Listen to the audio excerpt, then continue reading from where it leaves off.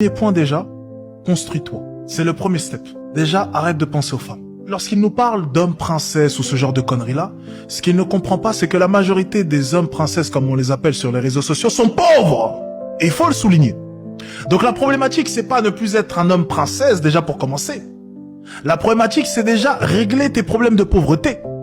La majorité des hommes princesses dont les femmes parlent constamment, c'est juste des hommes qui sont pauvres.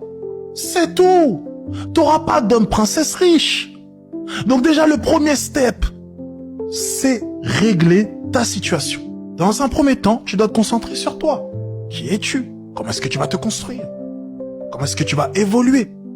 Ce que tu veux faire dans ta vie. Tes rêves, tes objectifs. Identifier de manière claire ton plan de vie. Et ensuite, après, dans un deuxième temps, là, tu peux penser aux femmes. Et lorsque tu choisis ta femme, fais attention. Il faudra avoir des critères. On ne sélectionne pas sa femme au hasard. On ne se laisse pas avoir par l'amour. On ne prend pas une femme dans la rue comme cela. Oh, j'ai eu le coup de foudre. Je l'aime et... Non. Tu vois la manière dont tu as défini ton plan de vie. Je veux travailler là ou là. Ou bien je veux créer tel ou tel business.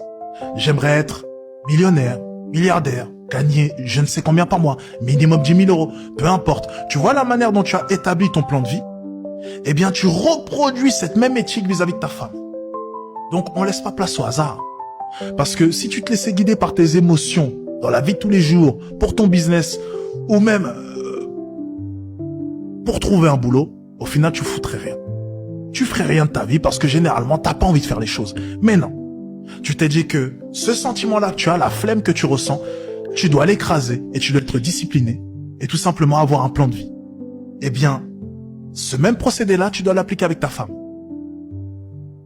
Pas d'émotion. Rester rationnel. Son body count, son comportement, sa manière de s'exprimer, sa manière de s'habiller. Et ensuite, est-ce qu'elle mérite ou non? Qu'est-ce qu'elle fait pour mériter?